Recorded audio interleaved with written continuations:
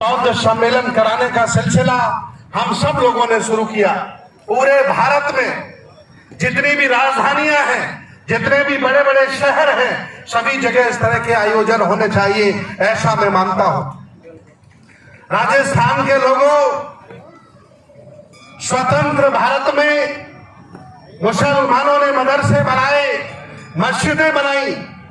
स्वतंत्र भारत में ईसाइयों ने कॉन्वेंट स्कूल बनाए, चर्च बनाए। स्वतंत्र भारत में ब्राह्मणों ने मंदिर बनाए, स्कूल बनाए। लेकिन स्वतंत्र भारत में हम विज्ञानवादी लोगों ने, तर्कवादी लोगों ने, अम्बेडकरवादी लोगों ने, बौद्धों ने इस दिशा में कोई काम नहीं कर पाया। आज आप चले जाइए किसी भी जिले में, कोई अच्छा विद्यालय नहीं मिलता, कोई अच्छा बुद्ध विहार नहीं मिलता। ये कमी हमसे रह गई। ये कमी रहने का कारण ये नहीं कि हम पिछड़े हैं, कमी रहने का कारण ये है कि हमें आजादी 70 साल पहले मिली, और 70 साल पहले मिली आजादी में हम लोग रोटी, मकान, कपड़ा जुटा पाए थे। अब वक्त आया था, 21वीं सदी अब आई थी कि हम लोग बड़े बड़े कॉलेज बनाते, विरासत खड़ी करते और राजसत्ता की तरफ बढ़ते। तब तक देश, भारत के असली दुश्मनों ने देश पर कब्जा कर लिया है। कब्जा हो गया उनका पूरा का पूरा। मैं तो आह्वान करता हूं आज इस मंच से कि जितने भी सामाजिक कार्य हैं, धार्मिक कार्य हैं, बंद कर दीजिए। अब एक ही काम करिए कि संविधान कैसे बचेगा, इसके बारे में सोचिए। गांव गांव, गली गली, जिन घरों में बड़ी बड़ी धार्मिक किताबें सम्मान पा रही हैं, जिनका मेरे जीवन में कोई योगदान नहीं है, उन घरों में हमें संविधान पहुंचाना पड़ेगा। उन्हें यह बताना पड़ेगा कि संविधान ने ही तुम्हारी दिशा और दशा को बदला है। अगर इस काम को आप नहीं कर पाए तो यह आवाम गुलामी मानसिक करती रहेगी और आपके साथ लड़ाई में खड़ी नहीं होगी, और हार जाएंगे आप। कम संख्या वाले आपको हरा देंगे और लंबी गुलामी फिर आपको करनी पड़ेगी। इसलिए राजस्थान के लोगों, गांव गांव, गली गली, घर घर जाकर संविधान को बचाने की मुहिम लगाइए। भीमराव अंबेडकर साहब बैठे हैं, प्रवीण निखारे साहब बैठे हैं। इन लोगों ने कहा कि भंते जी 6 महीने अब कोई काम नहीं होगा, सिर्फ संविधान घर घर पहुंचाने का काम होगा। और हम लोगों ने संविधान रथ बना करके तैयार कर दिया है। 15 तारीख को शुभारंभ हो जाएगा। घर घर, गांव गांव, गली गली 1 करोड़ संविधान पहुंचाने का हमने लक्ष्य रखा है। और इस अभियान में जो लोग डरते हैं जय भीम करने से, जो लोग डरते हैं बौद्ध धर्म की दीक्षा से, लेकिन वो संविधान पकड़ने से नहीं डरेंगे। मुसलमान भी तुम्हारा साथ देगा, ओबीसी भी तुम्हारा साथ देगा, टोटल शेड्यूल कास्ट के लोग आपका साथ देंगे। एक बड़ी मुहिम बनेगी और उसी के सारे हम इन चालाकबाज लोगों को परास्त कर देंगे। ये हमारा प्लान है। हम चाहते हैं इस कार्यक्रम में आप लगे।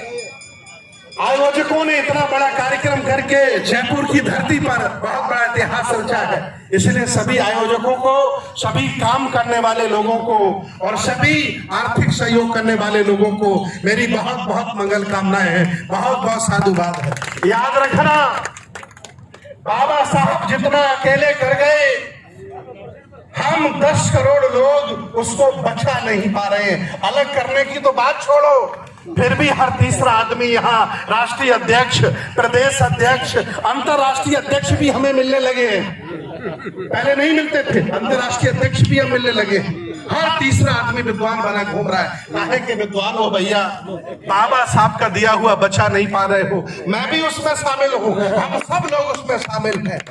नाक बड़ी न करने की बजाय छोटा कर लो और ये दिल को कर लो बड़ा, और सभी को साथ लेकर के चल पड़ो। बहुजन मैत्री बना डालो और जाति तोड़ो भारत जोड़ो का आंदोलन चलाओ। सभी लोगों में आपस में शादी ब्याह करो, सभी एक दूसरे के साथ घुल मिल जाओ।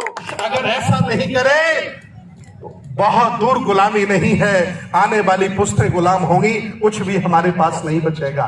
पूरी दुनिया के लोग बुद्ध की शिक्षाओं से प्रेरित होते हैं। देखिए वो जापान जो तुमसे बाद में आजाद हुआ, आज तुम्हें सब कुछ दे रहा है, बल्कि पूरी दुनिया को सब कुछ दे रहा है।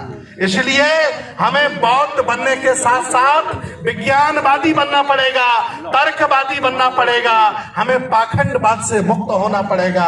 अगर आप बौद्ध बन गए, 5-5 घंटे पूजा करते रहे, वहीं यूं ही मूर्ति पूजा में लगे रहे, तो उत्थान आपका नहीं हो सकता।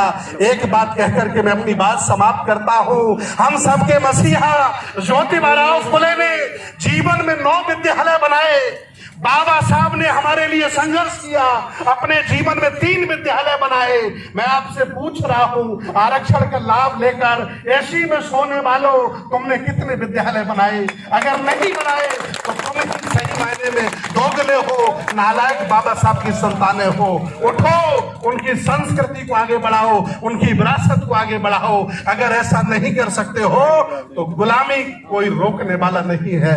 मैं आज चाहता हूं कि आप लोग जागरूक हो, एक आग लेकर के जाए, एक संकल्प लेके जाए। राजेंद्र पाल गौतम कोई साधारण व्यक्ति नहीं है, वो इस देश भारत में चिंगारी है, और उन्होंने जो काम किया है उसकी भी शिक्षा लेने की जरूरत है।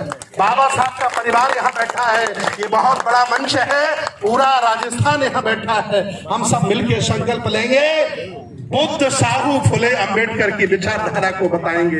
ये जाति जाति खेलने वालों, अब संगठन खेलने लगे हो। तुम ऐसी तैसी अपनी जानबूझ के करा रहे हो।